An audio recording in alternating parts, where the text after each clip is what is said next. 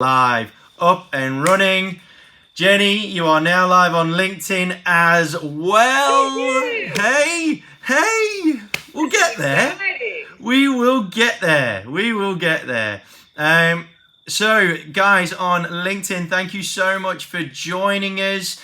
This is the first official show of The Silver Lining. I'm your host, Andy Reid. I've got Jenny Boymal, who is first to the plate, which is really exciting. And honestly, I couldn't think of many people better to kick things off for this series. Now, just so that people are aware, The Silver Lining is a show that has launched today, very raw. But it is a show that is designed to do exactly what it says on the tin. Make sure that people have that perspective to see the silver lining beyond the cloud that that society is currently in. I think it's safe to say we've all got problems kicking around, but I think it's also safe to say that there will be a much more prominent pandemic with regards to mental health should we not get on top of it right now. So, Jenny, welcome. Thanks, Andy. This is awesome. I love the initiative. Yeah, really excited to be here with you. Wonderful. So, Jenny, this, as I mentioned to all of the guys that I've invited to come on and take part, it's going to be a very quick 15 or so minutes of questions and answers. I do very much operate a human first policy, no experts and no BS, okay, which I know that you are absolutely going to be sound with. So, human first, professional second. Jenny, tell us who you are. Your family situation and whereabouts you are in the world, and what it is that you do for a living. So I live in Melbourne, Australia, and I have a husband and I have 2 kids. And we are spending a lot of time together at the moment, as is everyone else. I'm loving that the kids can come in and sometimes not loving that the kids can come in and give me a cuddle or come and say hi while I'm also working. So it's really nice, not having to kind of have that complete distance. There are some parts of it I really love. Yeah, I go for a walk with my 12-year-old in the middle of the day every day. We go for a big walk around the block. So there are some aspects of it that are really lovely. I'm involved in a couple of different things. I run a marketing consulting business called Your Ideal Customer, where I help people define what it is that they love doing and help them develop a plan to do that. There's been lots of pivoting going on there, lots of pivot strategies with people in my world who are struggling to kind of see how can their business exist in a time where they can't do anything that they've been doing already. They've got to change everything about everything that they do. So that's been, really kind of emotional roller coaster, exciting, seen some really exciting stories, which just completely, I'm amazed at how incredibly resilient people are. And I also launched BNI chapters, which is where I met you, Andy. And BNI is a referral-based organisation. It's the biggest organisation of its kind in the world. I think it's more relevant now than ever.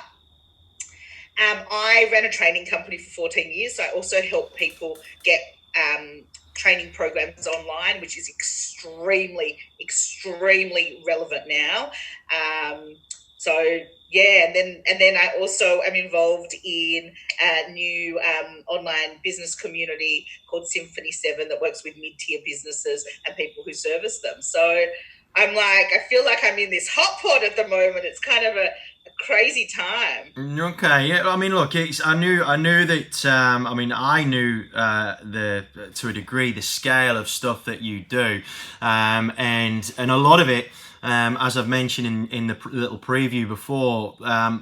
You have been helping a lot of business owners to put out fires, to look at how they can navigate this obstacle riddled journey as we go through this Corona carry on.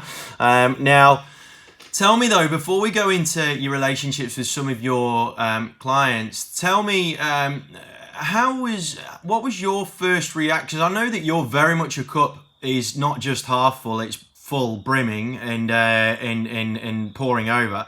But tell me, what was your first reaction when it really sort of got a grip? I mean, look, even the most stoic of us would have had a wobble. So talk to me about that. So, look, I suppose my initial reaction is quite one of denial.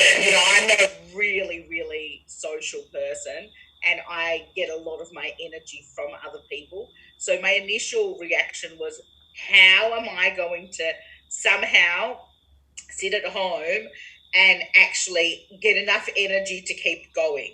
Yeah. Yeah. So I was actually I was quite petrified. I am very, very fortunate that I have amazing, amazing people around me. And one of the conversations that came up very, very early in the piece was around one simple question that people can ask themselves, and that's what I can do now. So what can I do right now? And I think that has really helped me because, we've all lived through crazy things. We've all lived through moments where it's like, how am I going to take the next step? Whether it's in our life or in our families' lives, or, there have been crazy things that have gone on in the world. Now, luckily, we're not living in a time of war. We're not living in a time from that perspective, nothing crazy is going on. And also, it's affecting everyone. But I keep kind of looking at, well, what can I do and how can I make that connection? And look, it's hard. I'm not going to say it's easy. I feel like, and I'm not sure about you, Andy, but I feel like every day is a little bit of a roller coaster. You have a great conversation, and I actually am finding that in some ways human connection is better than ever because you actually have to make the effort for it.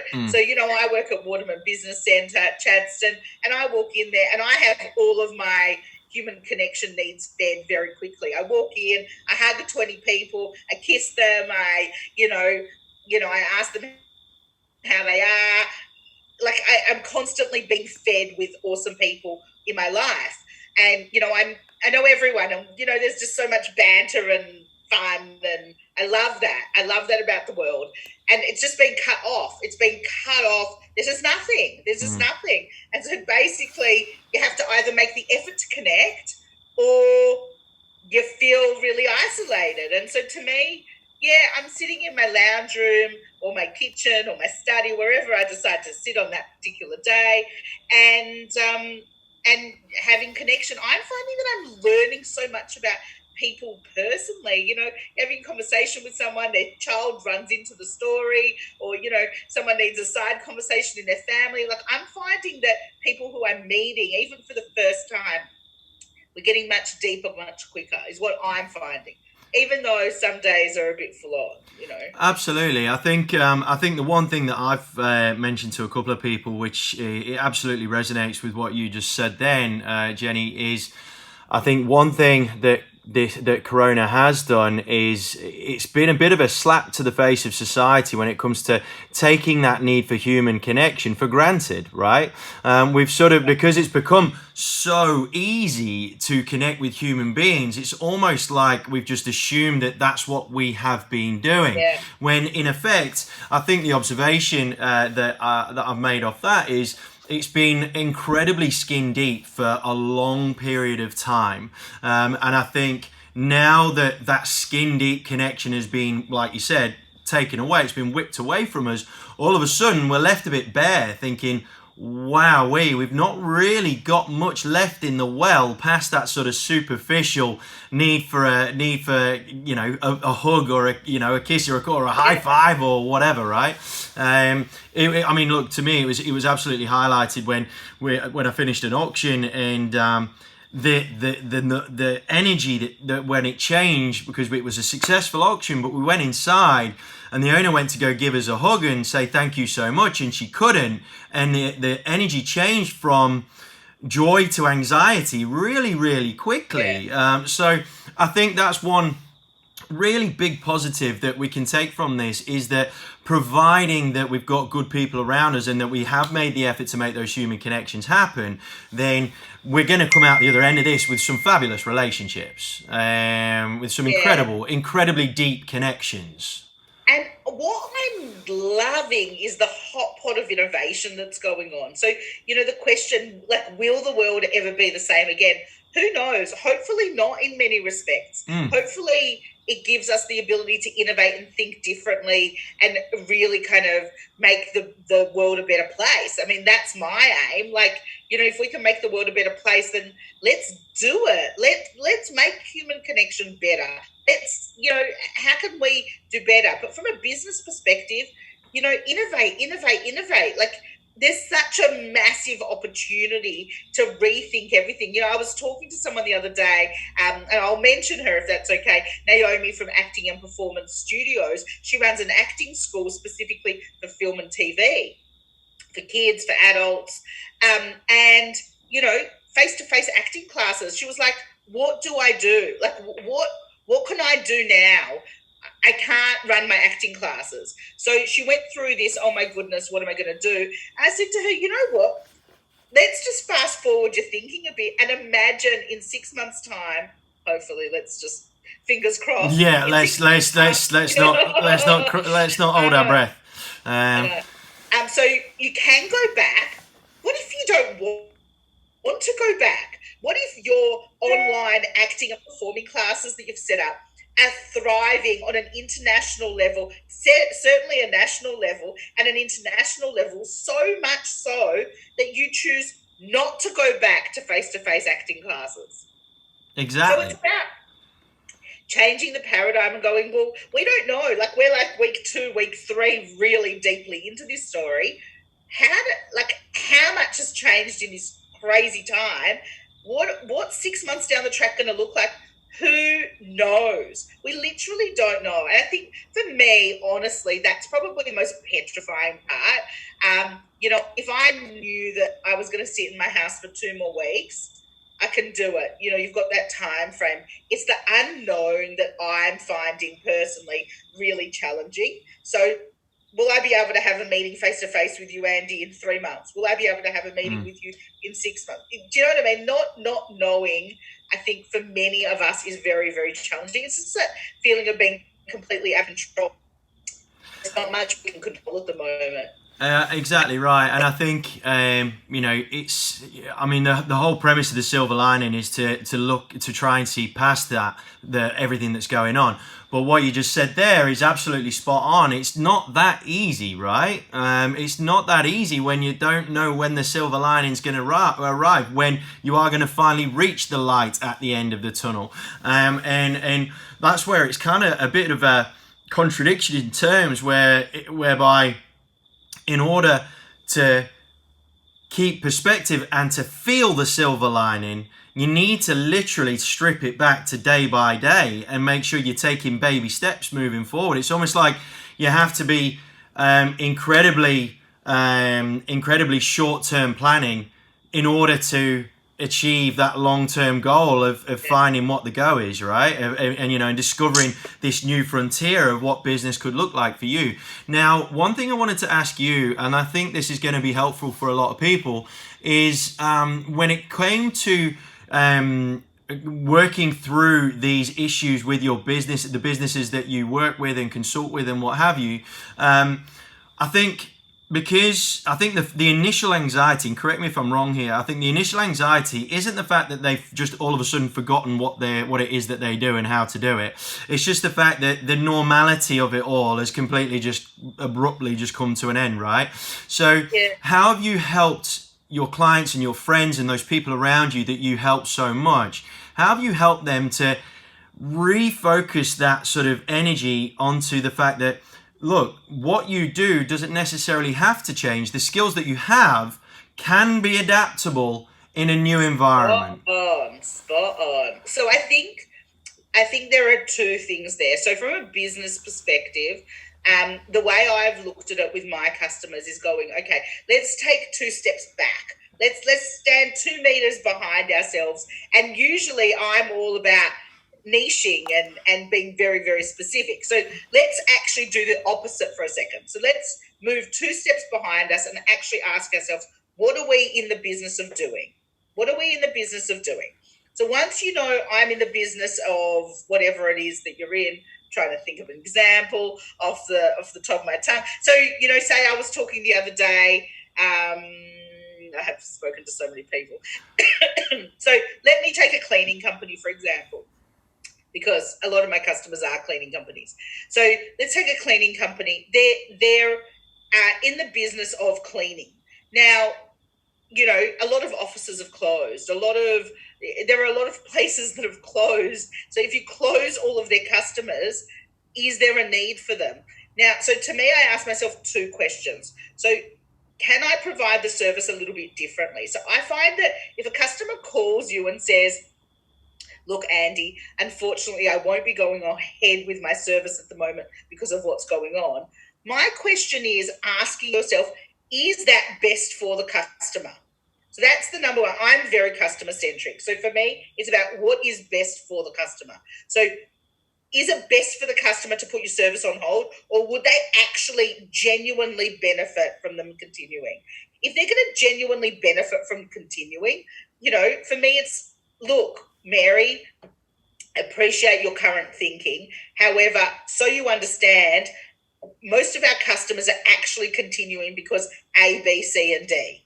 Yeah. So it's just about turning that conversation, because when people are in a panic, they don't think clearly and they don't actually make good decisions for themselves. So I think you have to make a decision for them first. Is your service essential to them getting through this period, or is it not? And then looking at it and going, well, okay, stepping back, what do people need at this time? What are the pain points that my customers are experiencing? And your customers might change a little bit. So what are the little markets that exist out there that actually your service is more important for now than it was 2 weeks ago or 3 weeks ago? So there are lots of those that people actually need that service more than they previously did. So as a cleaning company, I am petrified to think if you close up an office building for 6 months and then come back to it and you haven't done any cleaning through that time, and there's been no ventilation on or anything, I hate to think what people are going to walk into. Yeah. So for me to say, well, the office is shut, so we're suspending all cleaning services, is absolutely ludicrous. So as a professional, I think it's your role to say, well, actually, look, what all of our customers are doing, they're going from a daily clean to a weekly clean or a fortnightly clean, depending on what sort of premises it is, and saying, okay, well, we can come weekly and we'll do half the building weekly and whatever it is. But you, to me, as the professional, need to come up and really understand what it is you believe and give people really good advice on the front foot. So really proactively giving great advice. And I think one thing that you touched on there that I'd love to highlight is assessing your skill set, right? Breaking what it is that you actually do into the various little components, and then ascertaining whether one of those skills or 2 of those skills are applicable in different markets or in different ways to different people. And I think the other really, really cool thing, and I had this conversation with a photographer, because obviously they deem themselves obviously as non-essential, and that's an average, like kind of like the arts.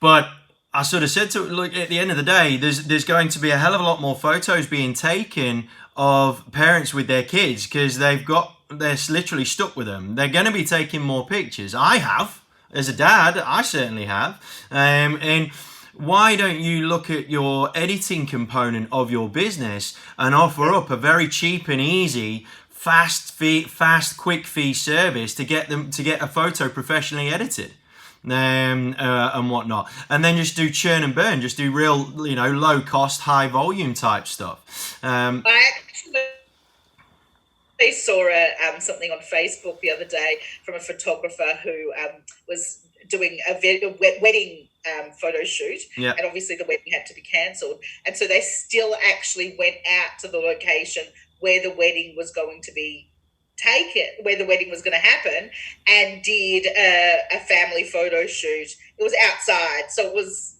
wasn't anything that was, this is like Untoward. 2 weeks ago now, where the rules keep changing every Yeah. minute.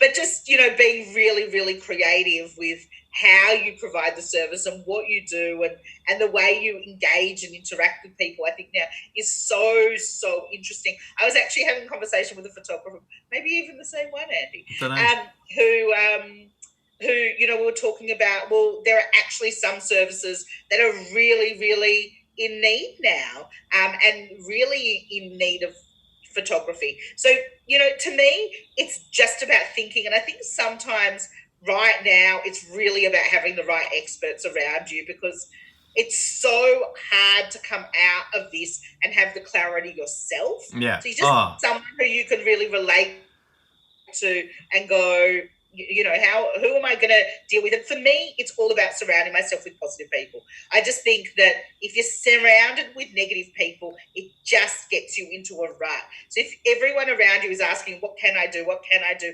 And really kind of has a positive outlook, a rainbow on the world that we're living in, I think you'll be okay. You'll be okay, and you'll have the ability to kind of think creatively. And, I've had, people who I'm dealing with who have been traditionally in a job, have been made redundant, and they're like, well, we're going to go back to having a job, but what we've made a decision on is that we want to have a reoccurring revenue stream outside of our job. We don't want to be in this position again where we're sitting there and we don't have an income. So this just, to me, it's just the world is your oyster now. And, even, things like multi-level marketing, a lot of people kind of, have this stigma around multi-level marketing. And it's like, you know what?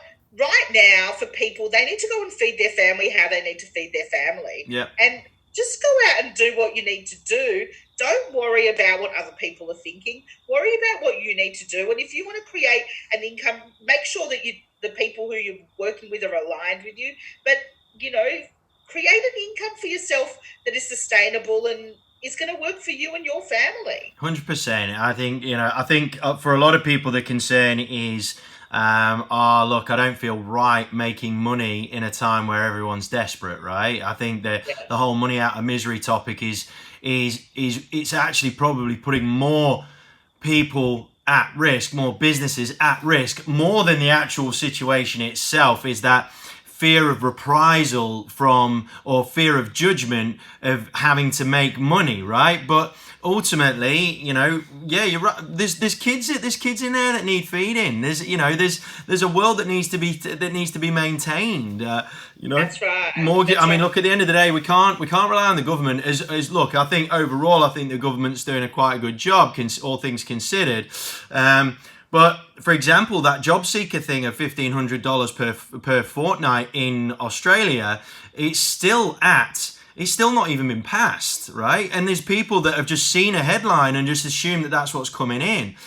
Gang, as much as the government are doing their best to help, we need to help ourselves. And I think the relatable thing here between the mental health of society and the mental health journey that someone goes through when they're faced with depression and whatnot is the fact that they either feel that the solution is going to come from outside, whether it's a pill, whether it's a psychologist or a psychiatrist or whatever the case may be, or they feel that they can just sort of like put the hood over their head and just curl up in a ball and hope for the best, hope that the storm's going to pass. Gang, this storm ain't going to pass for a little while. You've got to stand up on your own 2 feet and start, looking around and seeing what the go is, because if you just stay hunkered down and with your hood over your head, you ain't going to see anything. But if you just take the hood off and have a look, you might be surprised as to what might actually be lying ahead for you. And I think it's an opportunity for everyone to just think differently. So it's just an opportunity. You haven't tried something right now. The risk of trying it's not so big. Absolutely. If ever there was a chance to give something new a crack without fear of reprisal, it's now. If anything, the judgment factor is almost non-existent right now. It is almost non-existent. Yeah, there's a few idiots that that are always going to be toxic, but at the end of the day they're getting highlighted as exactly what they are and who they are. So for the rest of us who just want to try and do well by ourselves and by our families and by those around us, you have got the platform, the stage to sing your song, and if you're crap, if you're out of tune, no one gives a stuff, because people are admiring the effort more than anything else right now. That's right. That's right. What I really like, a message that I really want to kind of leave people with is about also showing appreciation. So there are people in your life who have done great things for you, who really are making a difference for your mindset and your life at the moment. Go on, leave them a review. Go on and do a recommendation for them on LinkedIn, and put up a post and let people know that they're making a difference. I've actually, with a couple of people, Andy, if it's okay, have started a campaign where you put your arms like this, and the hashtag is appreciation is the new black. Oh, there you go. Yeah. So there we go. Yeah, if people just, take a photo of themselves like that and tag some people who they really appreciate, let us know what they've done for you. That, to me, we can all wallow in the sorrows of the world, and gosh, it's a crazy, crazy world out there. But everyone's doing it together. Like, there's no other time where everyone's feeling miserable across the whole world together. So, we've got a choice. We can kind of sit in a black hole and kind of feel sorry for ourselves, or we can actually kind of put goodness and positivity out there into the world. And that's, I just think that's that is exactly why you were first to the plate for the silver lining, Jenny. Absolutely, that is why. And I think you've hit the nail on the head there, in the respect that it is okay to feel like crap, because God love us, there's a heap of us that are feeling a bit average at times. And what Jenny said earlier about it being a roller coaster, none of us are infallible. We're all going to have moments where we'll put down the phone and be like, man, that's not good. But ultimately, gang, I think acceptance is the first part to it. And then when you accept the fact that you are in a situation that you are in, everybody else is in the situation that you are in, pretty much, okay, for one reason or another. Therefore, you can take comfort out of that very fact that you ain't the only one dealing with it.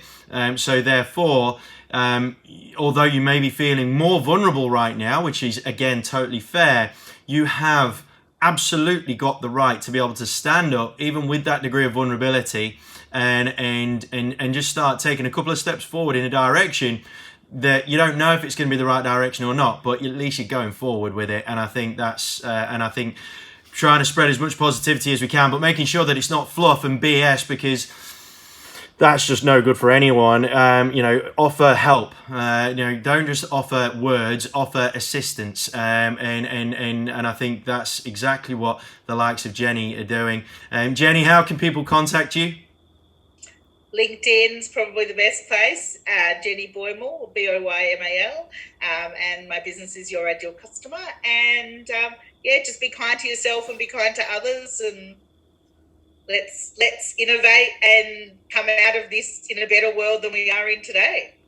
Jenny, you are a star. Thank you so much for giving us your time. I really do appreciate it. Guys on LinkedIn, guys on Facebook Live, if you were tuning in and having a listen, we will post a video up so you can see her happy, smiley face. It is worth looking at. And gang, thank you so much for giving us your time. And tune in tomorrow. We've got the godfather of LinkedIn, Brian Schulman, is going to be joining me live at 9 a.m. Australian Eastern Standard Time, 4 p.m. Pacific. All right, gang, you guys take care. All the best. Thanks, Jenny. Thanks, Andy.